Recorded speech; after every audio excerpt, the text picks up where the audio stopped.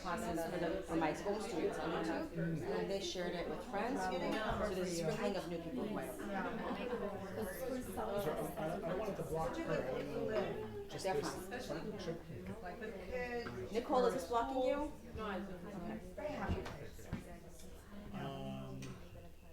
Okay. Just thinking. Yeah. Is there a topic you want to talk about? Have I met? I see a lot of familiar faces, but are there people here whom I haven't met? Yeah? Okay, great. I'm David. What have you shared with them? Anything? You're David. Just David. Yeah. So I'm David. Actually, Sarah's the one who brought me to Kabbalah. I was 24 years ago. Wow. 15 years old, and she was in UCLA, and she said I should come to a class. So I went to the Valley, I took a class, and it changed my life. And then when I was 19, I graduated early from UCLA, and I joined full-time in the Kabbalah Center, and devoted my life to it. And then about 10 years later, also just kind of entered the private world a little bit, doing a little business, and married, 4 young kids, and probably spent 50% of my time teaching, doing this, which I love so much. So I know we had some classes here earlier at Sarah's house. We didn't have with the adults, just the teens. Just the teens. Anybody parents of those teens? Oh, yeah, the parents. That's right. Are any of the parents here of the teens? Yeah. Yes. How are they doing? They need They you. still talk about It was very inspiring. It was very inspiring for me. That's great. I think it planted some good seeds, so we should probably pick that up at some time. So Sarah told me that you guys have taken the basics of Kabbalah 1, so you know the foundational concepts. I would love to talk about a topic that maybe is on your mind, or something that is even going on in someone's life that we can start to break down and dissect, and kind of the conversation goes from there. I love the organic way of doing this, so it doesn't have to be so structured. We can just have more fun with it. I don't know if is there something you guys have been talking about lately that we can delve deeper into, or concept you feel passionate about, you want to know more about? I want to make an option, because I think majority of us are parents, so anything that maybe comes along with parenting or spouse topics, Yes. but I don't know So what percentage of that. Everybody here is married? Not I. Divorced or No, I've just never been. I'm not married. Or not married? That's good. That's good. That's good. So everyone else here is in a relationship. I'm divorced. Divorced? Okay. But not remarried? No. Okay. Kids? Yes. Okay. Good. Or tikkun, if that is, or tikkun. I know we talk a lot I think it's about all related to probably. Okay. Certainty? Certainty. Mm. Yeah, yes, that's a good word. We What just don't want to scare you away from What are the challenges that you're experiencing most often on a daily basis? What is it that bothers you most? Boundaries. Where to set the boundaries with who? my kids, with my spouse, with doing everything that I'm doing. Like, where am I giving too much? Where am I saying yes to too many things? All the things that we're invited to that no longer become. You can't give to the person you're going for because you're just exhausted and drained. And it's like a checklist now instead of like what Juno did. Okay, so basically you have to be there for your husband, you have to be there for your kids. Yeah. Rarely are we there for ourselves.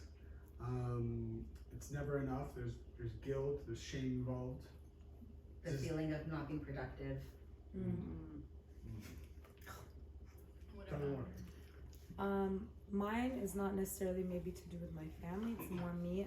I have a hard time being in the moment and pausing and appreciating the moments. So I'm always rushing to the next thing. It's a huge struggle for me. And what do you do, when did you recognize that? For years it's been like this. It's been like this, but when did you recognize it's a problem? Oh, probably a few years ago. And I've been working on it, but Kabbalah's helped me because I pause, but I'm still having a hard time being in the moment with my family, friends, kids. How many kids you have? 3. How old are they? 16, 14, and 11. It's hard. And what would your husband say about this? He tells me to relax. He's like, you need to be tranquilo. That's exactly his words, and I'm just like, oh no, it's like, whoever knows me knows that that's my biggest struggle. So I don't know if we can find techniques or, besides pausing, if there's anything else. Okay, very good. Tell me more. For me, I think I feel more guilt as a mom. I feel like no matter what I do, it's not enough. Or I feel For like who? For who? for the kids, the husband, everybody, the family. Yeah. I also feel like a lot of self-doubt as a mom. Like, did I do this for the kids? Did I do that? And then they're mad at me. What did I do wrong? It's a lot of questioning of what I'm doing. I hope I'm not ruining them for the rest of their life. You know, like those are the things that. Beautiful. Very good. That's what a lot of people show. Tell me more. I want to hear from you guys before we can dive into it. How many kids you have? 3. How old are they? 14, 12, and 8. I forget their ages. Yeah. How about in the back row? I negative thoughts that just pop in constantly, just questioning myself, like the uncertainty. What do you question yourself most? Like if I say something to someone, I'd be like, oh, maybe I shouldn't have said it that way. Maybe I offended them, or maybe that wasn't the right thing to say, or just trying to be perfect. Constantly in that perfection mentality. How many kids you have? 2, How old are they? 4 and 6 boys. Boys. How about this side here on the left? I got the 2 boys. Anybody here? Michelle? Here's another thing I struggle with. Yes. I By the way, whatever you struggle with, everyone Right. struggles with. Yeah. Yes. No, I sometimes feel like, being a stay-at-home mom is not enough. Like, I should have done more, Even though I'm, like, to my limit, I feel like I keep thinking I should have done more. I just keep seeing all these women, they're working, they're doing it all. Like, did I do it, did I do enough? Or Who's doing it all? a lot of women. How do you know they're doing it all? I don't know. I mean, for example, your wife, Yes. okay, she seems amazing. I'm sure she is, but she's got this amazing company. She has 4 children, right? And then here I am. I have 3 children, no company. Yeah, just. That's- And I'm happy you shared it, and thank you for being transparent. But it's interesting because obviously when I meet with people one-on-one, it's one of the most common things I hear, especially from women who have it made, is they say, everybody thinks I have it made. And then they rattle off the 27 things that are wrong and there's problems. I was talking to my wife right before I came over here, and I said to her, because it's our son's birthday today, and so we celebrate birthday. And then I'm like, is everything good? You happy? And she's like, she shared with me, it's so hard to enjoy my life because I assume at every moment someone's gonna die. So we shared. Because I don't know if you know the story, but she lost her brother and she lost her dad when she was young. So I learned something today. She said it's very hard to enjoy even birthday today because as soon as somebody cries or screams, I automatically assume that like a dresser fell on them or something like that. So she can't enjoy, even though she has all these things going on, right? So everyone has kind of the thing that the negative side works on to suck the energy out of them. And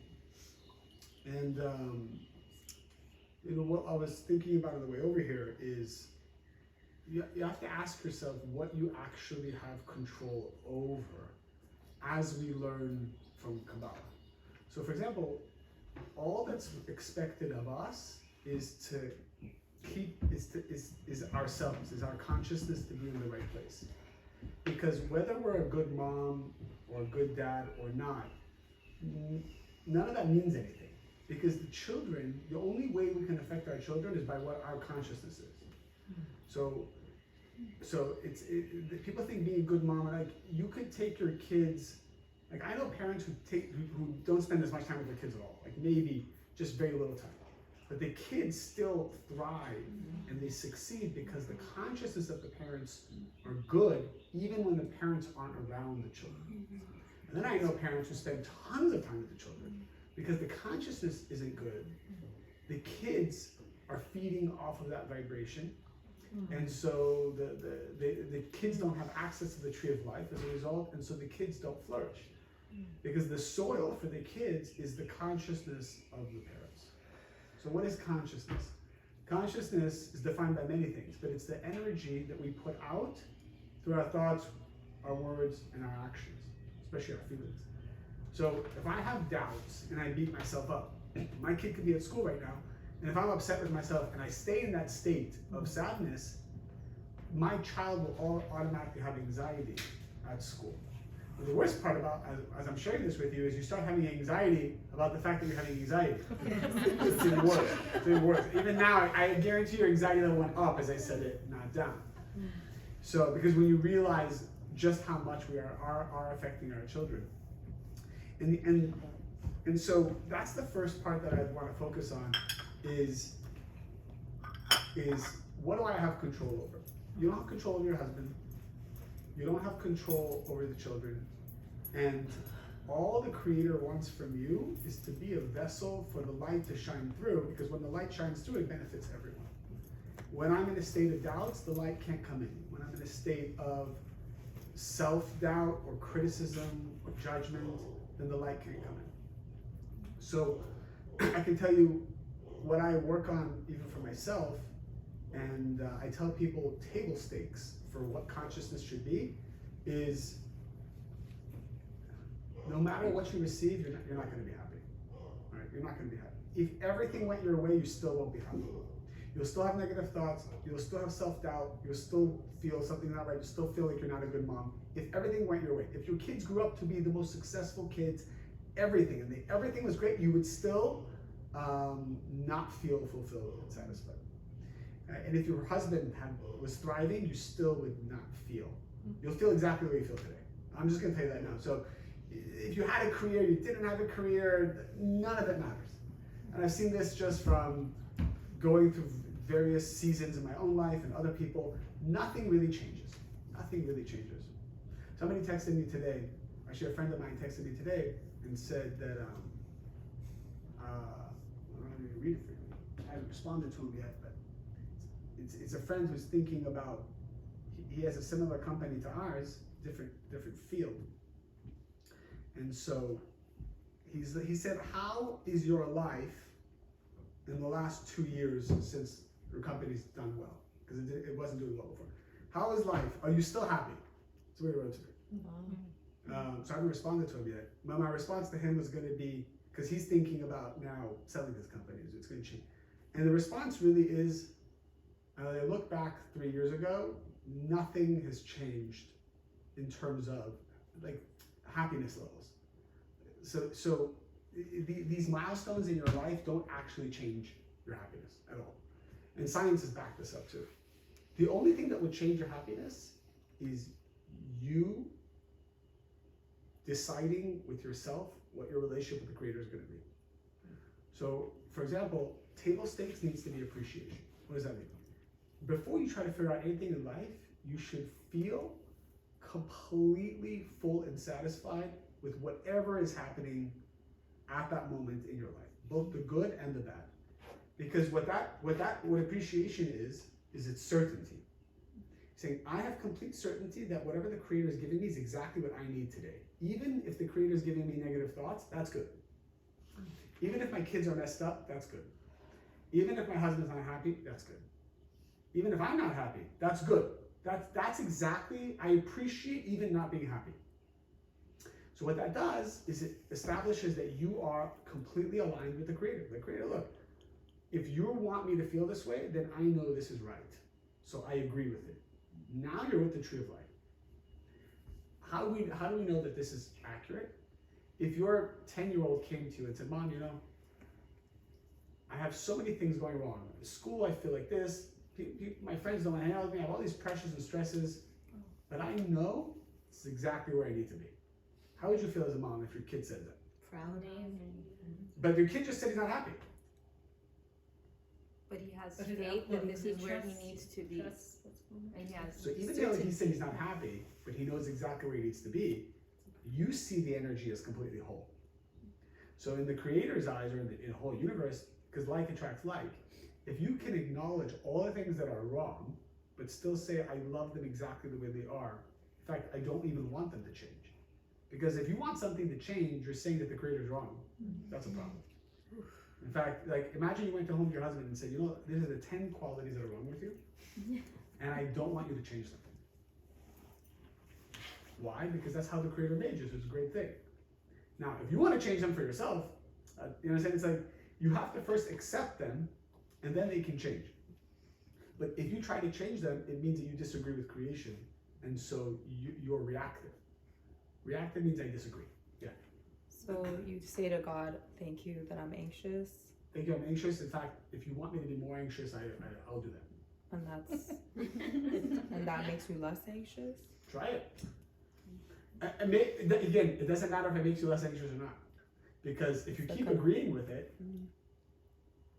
as soon as you agree, you feel calm. I agree. So like with your kids, piggyback on that, like let's say your kid has a lot of tantrums. Yeah. First you acknowledge it's okay, I That's, accept you. that's how the creator made it. Okay, but then what, and then at that point, is that when we can have change? Or change is not even a second step? If you completely let go of the fact that change is needed, then you access the light. The light then shows you, the light creates things. I don't know what it creates, but the light talks to the child, the light talks to you, gives you divine inspiration. The whole movie changes. But it doesn't change unless you completely let go and accept the current situation.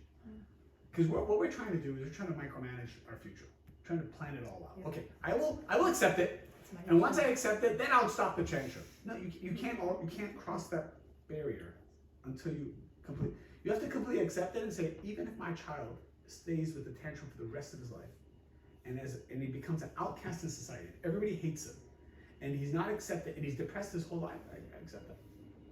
Very hard. It's hard. Very hard. But imagine how powerful now you've become. And you just told me if your child said that, how happy you would be. If your child said, you know, nobody likes me, and I'm the worst human being, but I accept that for the rest of my life, you'd be like, all right, that doesn't matter. But question, David, sorry, so, but aren't you supposed to teach your child to be okay with not being okay? So as a child, if he comes to you and says, I'm depressed, I don't have friends, this, that, as a mom, you hear these things, so you're saying not to force change, it should come within them, Correct. right? Correct. Because they're going to say I'm horrible, and you say, no, you're not. You're great. Okay, so maybe you are horrible. Say, maybe you're very horrible. Why can't you say Work it? on why you're horrible. So one of the things once I work at the things I work on with the children is that they say I'm hurt, or they say, you know, he took something away, I'm hurt, and I'm like, I understand, you are hurt, and he did take something away, and that happens. That's okay. So validation. You validate that it happened, and you get them to understand that what's happening is happening, and again, teaching, depending on their age, teaching them to accept stuff more comes from the energy of, when I'm hurt, I'm also hurt, and I accept that. This came from the creators, I know it must be good. So I want to tell you something that happened with Aiden 2 weeks ago. He got very sick, and he was complaining and moaning, and you know, everything in the world is going wrong for him. And I said nothing. Usually I would, you know, say like, quiet, you're complaining too much, this and that. This time I remained quiet, and after a while, and I think this is when I say I think your class kicks in once in a while, he stops and he's like, but maybe everything was supposed to happen so that I slow down. Because yeah, he's like, maybe I needed to get sick so that I could study a little bit more, so I have more time for my. And I'm like, oh, that's. How did that make you feel when you heard that? I felt at peace. That's right. I felt at peace that even though he's sick. Yeah, even though he's sick. You felt at peace because he accepted it. Yeah. And by the way, you said, so I thank you for saying it's my class, but you accepted it, and as soon as you accepted it, he accepted it. Yeah. That's the cause and effect I also. didn't feed into it too much. I Right. didn't feed into it at all, actually. So why is pause so powerful? I mean, when you learn pause, because pause, what does pause mean? Pause means I'm not going to change it. I pause trying to change it. If your husband, like, what are things that you're trying to change about your husband? Everything. And as a man, how does it feel when a woman feels that nothing's good enough? Demeaning. Huh? It feels demeaning. If you want to know, Emasculation. what makes a man happy is knowing that he's fulfilling you. So if he feels you aren't happy, then he's failed at his job. So that's why, if you ever want to know how men want to be treated, just see how they talk to you. When he says tranquilo, he says just be okay. Because what is he trying to say? He's trying to say, I will feel good when I know you're happy, when you're calm and satisfied. I know I've done a good job. So actually, you can hear the cues of what men need because they're giving you clues all the time. And men are very simple. They just need to feel that they're making you happy, and that they have the power to make you happy. Right? So if you always tell them things that are of that nature, they will always have the energy to be able to support you. Back to your commentary, personally, like when I was a child, I was very overweight, and my parents were very aggressively trying to push me to lose weight, and I wasn't able to lose the weight because they wanted that for me, but I wasn't ready. And so when I finally got to a place of acceptance, like, Nicole, this is you now, and if you want it, then you can change it, because all my life they were sending me to doctors, and these doctors couldn't help me because I wasn't ready to receive the help until I came to a point, which was my journey, which I believe in acceptance, that once you accept yourself for who you are, and if you genuinely want it, then you can make the change. I woke up one morning when I was 16 and I had size 20 pants, and I literally went to the trash can and I threw the pants away, and I just woke up and I said, today's the day, like, I want it for me. So my journey began then, and I realized that all the pain that I went through as a child, and people bullying me and telling me you're a boy, you're fat, you're ugly, whatever, made me the teacher that I am today as a cook. Because if I had not gone through the pain and didn't realize that your strength is within you, then you can't help other people until you believe that your journey was meant for you. So when that point happened, it took me about 10 years to lose like 100 pounds without any help, with no doctor, no medication, no anything. It's the seed is within you, but you have to believe that whatever challenge you're going through was really made for you, because then you use your pain to help other people and you give them the light. So I think the biggest thing that my parents learned when they got to my sister, because my sister also was overweight, is they stopped pushing her. What's the age difference? 4 years. Okay, so you're saying they learned quickly. Yes. So once I was like 10 years old, she was 6. She started gaining weight, and I was resistant to them. They kept putting me on diets, and I was angry. I was like, why do you guys keep like telling me no soda, no chips, whatever? I was angry with them. And so I communicated. My mom always said, she said, you communicated. You said, let me eat what I want to eat. When I'm ready, I will stop.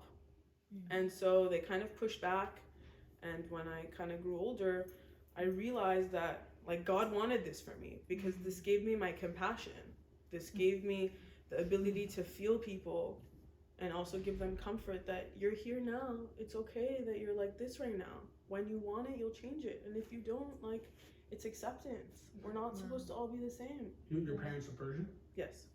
So imagine, you said two very, everything was powerful, but two things stuck out. One is, think as Persian parents, how scary it is to, I don't know, see your daughter be incredibly overweight, right? Imagine the fear, and translate that fear into what we see in our own kids, right? We see our kids doing one little thing, immediately we're like, you know, we see a movie of like how this is going to spiral out of control, or they're going to be ostracized, or they're not going to be accepted, or all these different things. It's very hard to have certainty and to accept it the way it is, and to create that energy. It's very, I mean, it's very hard. You said two things. One, you said that you learned that the strength is within you, and us teaching our children that the strength is within them is different than us shoving strength into them. So how do we awaken them to realize the strength is into them? The strength is within them. And the second thing you said, which was powerful, was, oh gosh, it slipped my mind. I was trying to remember it as you said it, because you were saying some really powerful things. But it was around the same concept of like, the challenge, something about the challenge that was designed for them. Challenge is designed for them. It's like unique for them. And it's the thing that's going to create their unique gift. So we want to allow our children to manifest themselves and not take this process away from them. But we're so connected to them, and we consider our tikkun, their tikkun, and we assess who we are according to who they are. It's all mishmash together. We get reactive so quickly. We get so scared so quickly. That's a beautiful example. So for each person here, maybe you can share, what does it mean for you? What can you accept about your kids or your husband? As you're hearing this, what would you have to accept for your own situation that you're not necessarily accepting, or you're reacting to it? Huh? His anxiety. About? About everything. About life, work. Be specific. His future. Your kid's future, Aiden's future. Well, I think it's success, which ultimately bleeds into, my kid's future. You want him to be successful? I want him to be happy. Okay. To me, we are successful. Like, I don't need more than what we have. And he knows I'm a very simple girl, but it's him. It's his fight with himself, and he brings it, out into the family. What is he anxious about? Work. That he's not making more money. How old is he? He's 52. Okay, now you're talking about your husband. My husband. I think we're talking about Aiden for a moment. No. I think You said husband. Okay. So your husband. So he's worried. Yeah. So what are you anxious about in your life that's potentially seeping into his life? What am I anxious about my life? Relationships, as a family, I feel like his anxiety is coming in between us. I feel like it comes in between our kids. Where do you have anxiety that could potentially be affecting him?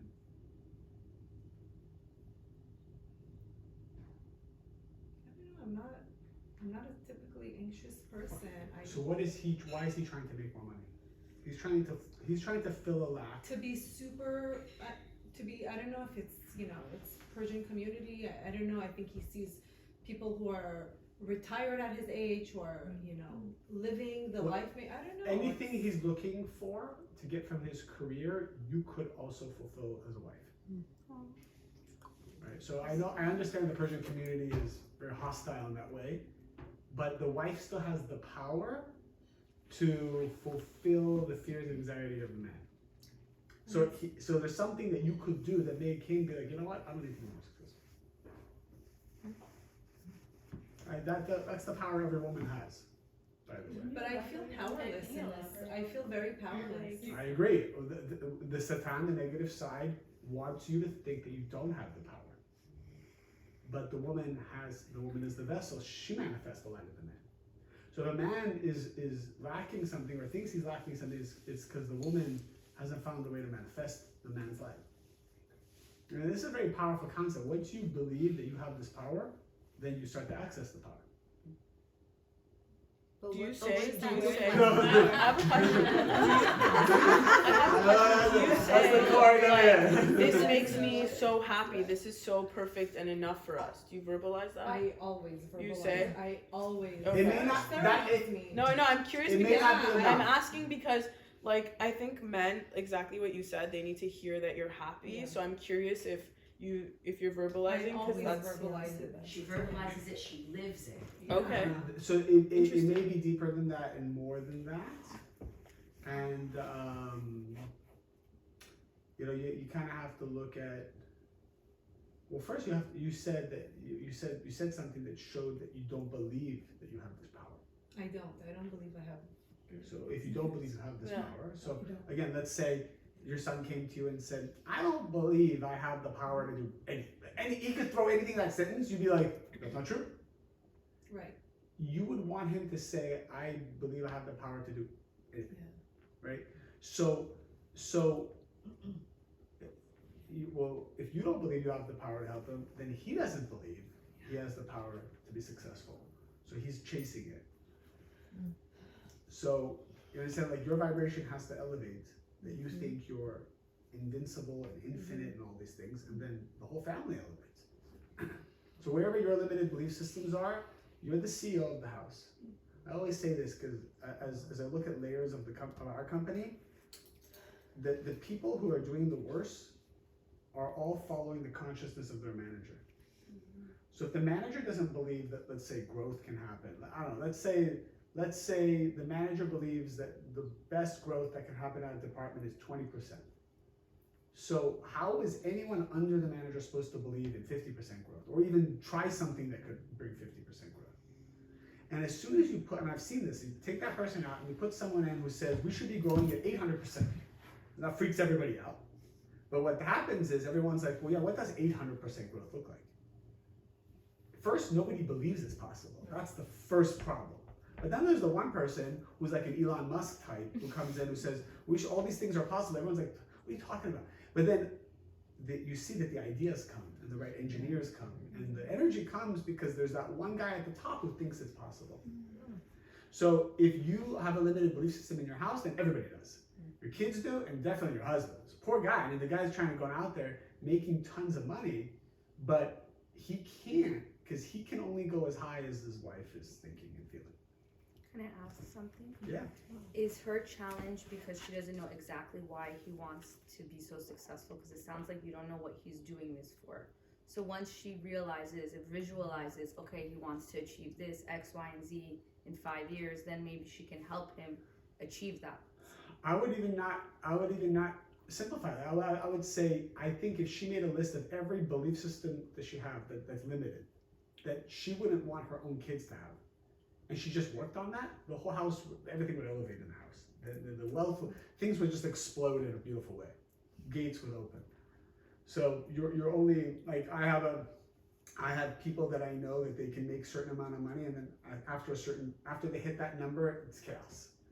And everyone has a different number, right? I always talk about this. Everyone has a certain number, and if you really look at your own life, you're the household that can make only up to like 200,000, and then there's chaos. You're the household that makes up to 500,000, and then it's chaos. Or you're the household that makes up to 1 million easily, and then it's chaos. I know people who can scale things all the way to 10 million easily. Like they try 3 different companies, 10 million quid, and then chaos. Why chaos? Why is there chaos? That's a good question. Why is it that when this person gets 10 million, lawsuits come, employees leave, they sabotage? Now, it could be 10 million. I've seen people at 100 million. I've seen at 200,000. So what are we learning? That we believe that we deserve a certain amount, and above that amount, we don't believe we deserve. So we then ask the universe to send us things to not make it happen. So and if you look at your last 10 years, your income level has pretty much been around the same bracket, most likely.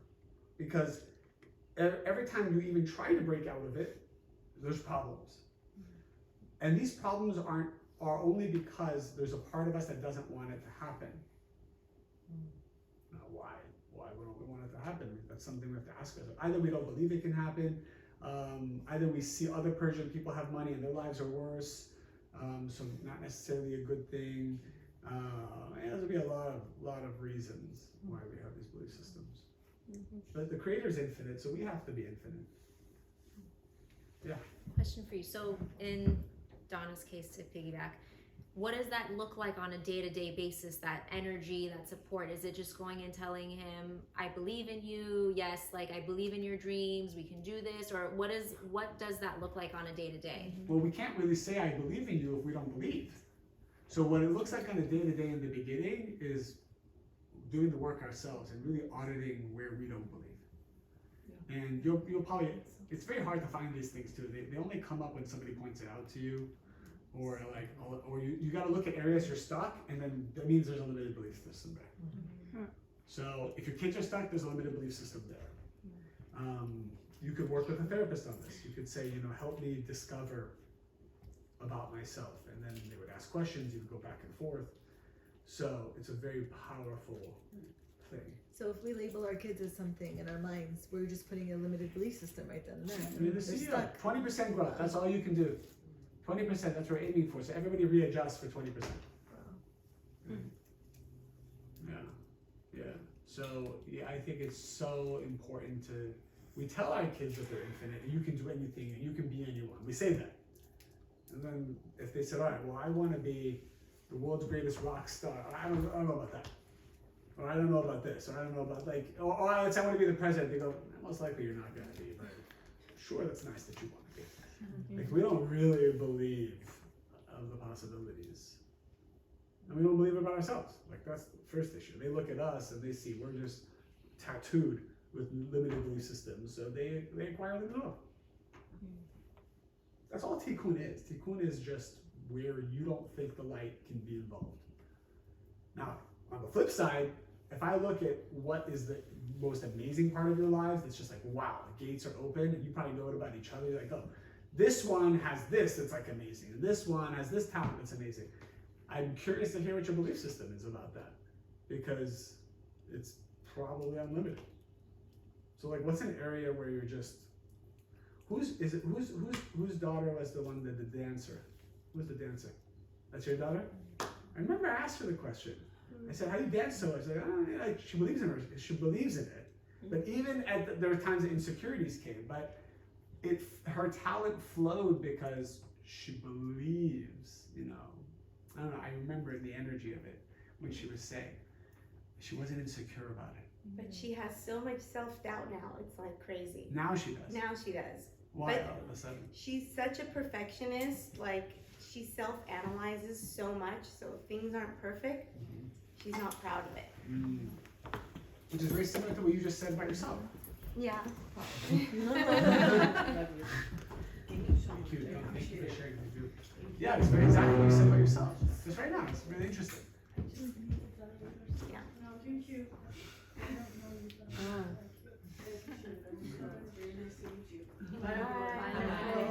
Bye. So imagine you went home and you just worked on all your self-doubt. I have no self-doubt about anything. Like you became a different woman. Just like even you faked it. You just told yourself the opposite mantra of whatever you feel. I would do it as a case study to see what happens to your daughter. Okay. Yeah, case I was study. actually gonna ask you about, like, if you fake it till you make it, is that Yeah, that's still great. the same? It's just as good. It's just as good, like, Oh, even better. It's I even better have because everything I want. My kids are amazing. They get the best grades. You know, I'm always so polite. Like, I just say that, and if I just I wouldn't say it out loud because people think you're crazy. But you do it or in my in heart, your heart, yeah. just in private, I'll say that. I'm just wondering, like, really, is that changing Yes. the vibration of the universe? Yes. I mean, if you ever want to, the litmus test to if what I'm doing is right is if your kid did it to you, would you think it's good? Because that's we're the kid of the creator. So the creator, if we do it to the creator's like, yeah, that's good. So if your kid came to me and says, listen, my life's in shambles, but I'm just gonna tell myself it's not. I'm smartest. I got good grades. I got everything. You're gonna be like, good. All right. So you always can tell what you should be doing if your kid was doing it to you. Because it's hard when it's us, we don't know, right? But when it's our kid, we're like, okay, yeah, that feels right. Now let's say about making mistakes. I think a lot of us, we beat ourselves up for making mistakes. Now if our kids made a mistake, how would we want them to handle the mistake? Learn from it. To learn from it. Now if the kid made 1,000 mistakes versus one mistake, do you care? No. They just need to come home and be like, listen, today I made 1,000 mistakes. The worst kind. But I'm gonna learn from it. I felt the pain of it. I'm gonna move on. Or don't worry, Mom. I'm not upset. I'm not depressed. I feel wiser than ever. And I'm probably gonna make the same mistakes tomorrow. But I'll keep doing this exercise till I get it. How do you feel about that? Good. Good. Even 1,000 mistakes is a lot of mistakes. Now, what if they made 1,000? What if they made 2 mistakes, but they didn't share it with you, right? Or they did it, or they just kind of acted moody or whatever. Yeah, it's like it's not revealed. It's not. It doesn't feel right. But if you say to the Creator, "Made 1,000 mistakes here. That's okay. I'm gonna make more tomorrow. I'm probably not gonna learn my lesson for a long time. But I'm gonna try. I'm gonna try." If your kid said that to you, you're like, "Great, no problem. Like I feel good. Go do your thing." And they confessed it every day.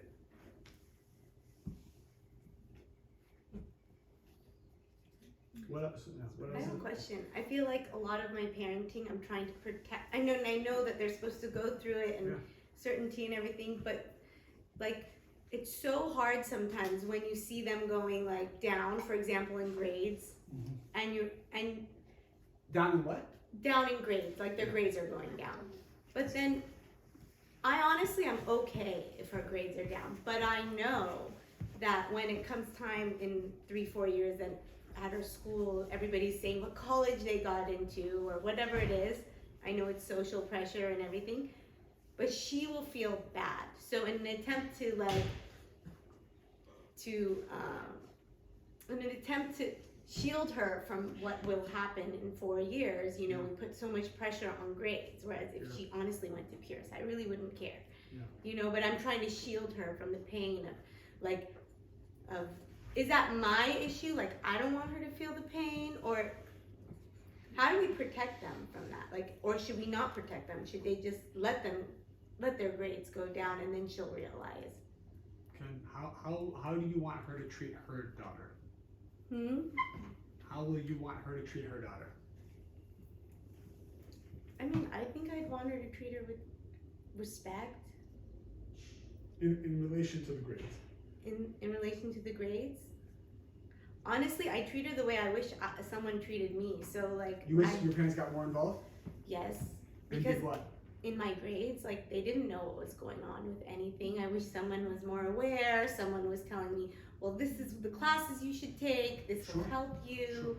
I don't think there's anything wrong with doing all of that, but doing it from fear is different than doing it from a place where you already feel like it's a responsibility. Like, you know, you have to accept, because here's the thing, if she goes to Pierce and then meets the most amazing man and then they have a child, that child becomes the Messiah. That would be a nice. Or she goes to Harvard, feels pressure, becomes suicidal, starts cutting herself. But these are very, right? So we don't know obviously what, right? So what we have to say is, all I want is for the Creator. I want her to do what the Creator wants her to do, and I accept it exactly the way it is. So I'm not going to be afraid. Now that I'm not afraid, Creator, what do you want me to do? So that's kind of the thing, because when you're not afraid anymore, then the Creator talks to you. Creator, what do you want me to do? I'm still going to help her with her grades and her homework because we have to add value. It's like me saying, well, why am I coming to teach a class? You guys just figure it out on your own. Why am I even coming here to teach? Right? Am I not enabling? Am I not helicopter teachering you? Right? You just figure it out, whatever. You go through pain, you'll learn, that's it. You'll become great versions of yourself. So why are we even teaching Kabbalah? It's the same thing, right? So the lesson is that the teacher should, this is what I was told many years ago. I remember once coming to I once seeing that there was a class that needed to be taught, and they chose a certain teacher to go teach the class. But the teacher didn't speak English well, so I didn't think it was a good class. And I'm like, why would you pick someone who doesn't speak well to teach? Like, this other person very well spoken, and I think they do a much better job. So the senior teacher said, the reason I picked the one teacher who didn't speak well is because that other teacher loves teaching and loves to hear people, loves to have people hear him speak. So what was the issue there? The teacher who loves to hear themselves speak is taking energy from so it's coming from his fear, his insecurity, trying to use the crowd for his own. Stroking his ego. But he's a good teacher. So what was the lesson in all of that? Never go teach a class where you're going to take something from the class. Right? So make sure you feel before you teach that you don't need to be there, you're not looking for approval or respect, and then And then you should go add value. And so we know this from salespeople. A salesperson who needs to hit a quota that day, or has a aggressive commission structure and tries to sell you something, even if that thing is good for you, you don't feel good about it. Right? But even if they're saying all the right things, it's good for you, but you're like, something doesn't feel right. But the salesperson who doesn't care at all, who truly just cares about you, doesn't need the money, doesn't need the commission, you feel better. So with our kids, we need to make sure we're not the aggressive salesperson who's trying to hit a quota. Like we have a parent quota. If I do these things, I'm a good parent. And if I don't do them, I'm a bad parent. You're no worse than, the person at Saks who's trying to upsell you on jewelry and this and that. I remember once going to my wife and she's like upselling everything. I'm like, do you get a commission? Because you walk in here and it's like constantly like this and that. Like, you can't trust her. You can't trust what she's saying. But everything she's saying sounds so good. This looks so good on you. This is so nice. I'm like, you're right, but it doesn't feel right. Because you know they got to hit their quota. So we have parent quotas. That's our problem. We're a good parent if this, and we're a bad parent if that. That's wrong. I have a question. Yeah. I have 4 kids, but I have my 17-year-old boy. My husband and I feel like he's making a lot of mistakes. And he's kind of hard to control. He's 17, he thinks he knows it all. And my question is, because from what you're saying, I should show him that I believe in him, and you'll do something with your life, and you'll be good, and you'll get somewhere. But when my husband and I talk on the side, we're like, oh my God, where is this gonna end? Where is he gonna get? He's not gonna do anything. It's like, so am I creating something when I'm talking to my husband? See, it needs to be the other way around. You telling him, don't worry, we believe in you, but you don't. So, and your husband doesn't. So what you need to do is you need to get there yourself, gradually influence your husband, and then your son feels the energy. So it can't be like behind the scenes you're afraid, you're worried. You can talk about constructive things, but it can't come from you disagree with what's happening and how do we change it. Because then you're saying to the creator, I disagree with you. Right? And we know that the most successful people in the world had very difficult upbringings and difficult lives. We know this. No one had like a smooth, protected life and then became tremendously successful. So we just have to get out of the way. We have to be a channel and not be in the way. And you're in the way when you feel drained. When it's consuming you, then you're too involved. It'd be a good exercise if you had to take care of everyone else's kid. So your kid. Right? Wouldn't that be fun if you had to swap kids for a day, and then you'd be like, yeah, that's gonna be fine. Have certainty. Like you wouldn't even like that kid's like, that's all right. You need to learn and grow. It's fine. You'd be more casual about it, I'm sure. Yeah. Just, I feel like Maya consumes my world. Isn't that hilarious? The one kid that consumes everything. There are days when I get like texts over how horrible her days are. It's like a list. Worst day ever. This happened. My salad fell. But it's like stupidest little texts. It's like constant all day. And I just feel myself going, down, down, down, down. And I'm like, you know what? Some days are just bad, Maya. It is what it is. I tell her it is what it is. Some days are just bad. Just come home. We'll be okay. Or some days I'll be like, be more positive. Bring some positivity. If you bring positivity into your life, it will be positive.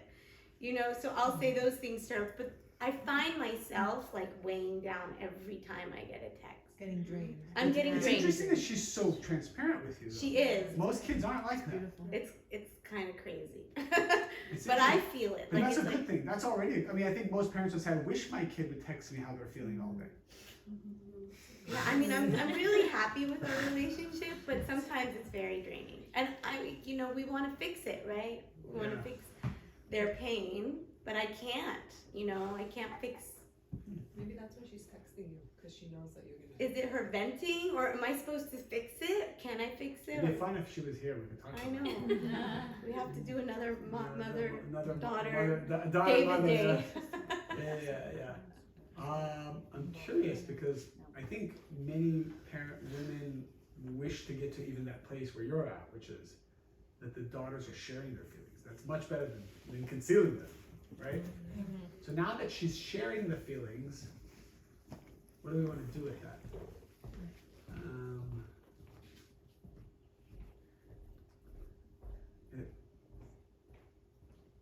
I think the low-hanging fruit here is your own consciousness throughout your own day, and see if that changes her. Because it seems like we keep going back to the same thing, which is you're worried and you have anxiety. If you can get to a place, I would test it for a week that you don't have any of it, and I want you to see how it influences her. Could she suggest, like, can you text me one positive thing and one negative thing a day? Because if by the time her kids get home, she's already depleted from those days, like, Yeah. how can she recharge herself as a mom? I'm gonna interject. Yeah. My kid texts me shit like that all the time. I don't care. But that's not your typical. That's not your But that's not. No, but you're saying instead of having her like telling your kid, text me one positive, one negative. You have to, you know, like Boundaries. Like feel like. Why don't you care, for example? Why don't you let it bother you? It bothered me a lot for a long time, and I would obsess about it. Yeah. And then I got to a place where I'm like, this is her path. This is her story. You accept it. This is her destiny. You know? And then when you accept He's it, Maya's man. We have these Maya's. He's Maya. Maya to Name me. your kid Maya. No, but So how did Maya change when you accepted yourself? Her whole persona changed. It did. Everything about her changed when I stopped obsessing. When I stopped like trying to micromanage, fix, analyze, what could I do, how could I help her, and I just let her be. so when I have a very similar with my daughter, and she comes at night and tells me everything that went wrong. And literally, I will just get depleted after because I feel so bad. I want to fix it for her. Yeah. But I realize that I have labeled her in my own mind already. And I definitely already laid out a blockage for her, 100%. So I'm going to change that. But now when she comes and vents to me, what do? Just hug her, say, yeah, it's okay to feel that way, and remove the labels I have? And how do I... What would you do if you were the creator? Love her What would the unconditionally. creator feel? Unconditional love and acceptance. Right. It's not personal. I think that's the point. If it was my kid coming to you telling you all these things, you would tap into a different part of your soul to help, as opposed to the personal side. Like, this is my daughter. What did I do right? What did I do wrong? Yes. I'm responsible. Yes. Right? So you're not responsible. The only thing you're responsible for is having good consciousness in front of your children. You're not responsible for their consciousness, because they have past life baggage. They have so many things they brought. Science even says they have 400 psychological profiles that you have no control over. So it's like, there's 400 personality traits that you have no control over that they're going to develop on their own. So how are you going to control all those things? Yeah. They're gonna change in the future. Like what we get right now is not what we see right now is not what we're gonna get. Oh, I mean, yeah. Like through their lifetime. They are, remember, they have past life stuff. They have 400 personality traits, like genetically, that you will have no control over. And, all that's left is make them feel the light of the creator. Because in the same way Nicole said, Nicole one day woke up and felt her destiny. So, his destiny called out to her, and then she pursued it. That's the most powerful thing. We want our kids to hear the call of their destiny. What is this calling? It's the surrounding light that we create through our consciousness becomes their calling. Very powerful thing. You gotta lead the horse to water.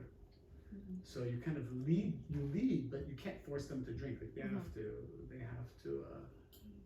That's the most powerful thing. If Maya or your child was venting, we kind of visualize them surrounded by this light, like their destiny. And I would meditate that they would feel their greatness. Telling them they're great, sometimes they just fight back and say, I'm not great. But if you make them feel their greatness, And it could just be a tikkun. Some children we have are just difficult for our tikkun, to force us to have good consciousness. So they keep testing our consciousness until we accept we're gonna have good consciousness no matter what. And then the kid changes. And to have them feel their greatness is by us fixing our consciousness fixing first, our consciousness. and then they feel their greatness. Drawing the light of the Creator down to this world through our good consciousness. Then people feel goodness. They feel it. They feel like, okay, so I feel something good here. A very spiritual being walked into the room, we would feel good. We wouldn't feel anxiety. We'd feel like this person has certainty, this person is calm. It's because of what they're thinking. So we have to just be that. We have to be like the Dalai Lama in our house. Okay. Right? Everybody feels it. Suggestions for how to be that Dalai. It's a decision that it's when you realize nothing else works. That's the only thing that matters. Being a good parent means just being that Dalai Lama. I would just focus on that. Being a good parent means nothing else. If you took them to piano, or you didn't take them to piano, or took them to sports, or did it, or did that, none of it means anything. Just having good consciousness, and then being a robot of good consciousness. Like I'm just gonna have good consciousness and then see what happens. What comes out of your mouth with good consciousness. And everyone's just like your whole life changes. Yeah. It's like, yes. So I'm reading a book called The Unhinged Soul. I don't know if anyone's I've heard of this book, yeah. But it kind of tells you how to go through life and just let go of things and be fluid, kind of. Like bad thoughts come, good thoughts. It makes you just go towards happier places and positivity, and I really recommend the book. Yeah. But I feel like it goes along a lot of the things that you're saying. So it kind of gives you the. I've heard of this book, and there's so many books like this, and they're all coming to the same conclusion. Right. As you let go, something greater comes in. Right. That's it. And the hardest is with kids. Hardest thing to let go is with the things that are closest to us. Because they're part of your flesh. Like you took your flesh, you put it out here. And I'm telling you now not to take it personally. It's like your arm. So what are we going to do with that? But if you can, that's why the greatest test that Abraham had was to sacrifice his son. What he was sacrificing wasn't his son. It was a metaphor for you have to let go of even your selfish use of your son, like the way you're using him to be a great father, like your own pride. Sacrifice the pride. In other words, you want to be respectful of time. Okay, you got 2 minutes. I have a question about tikkun. Yeah. If it's not too off the subject of what we're talking about. We were talking about this. Do you have one single tikkun and a bunch of other like strands that go off of that? Or is it multiple tikkun? Because, The answer is yes to both. Well, our major tikkun is that we don't trust the light of the creed. That's really the biggest. Because if you trusted the light, then every other tikkun fades away. But from this lack of trust comes all the different ones we know about, like anger, control, pride, laziness. Because all that comes from we don't feel the light, we don't see the light, we don't know, and so we're confused and we're grappling in the dark. And so we just, it's not our fault, we're doing the best we can do. But the solution is, how do I develop my trust more and more? That's why studying is so important, because every time you learn, you hear a class, you get more trust. Technically, the way kids go to school every day to learn math, we need to go, and kids need to have this class every day. You need to start your day with this. I try to make sure every morning I listen to an hour of this study. Otherwise, if you have 10% more certainty by listening to something, so now you're 10% more likely to pass your test. Passing one test is like changing the whole world. We don't take it that seriously, right?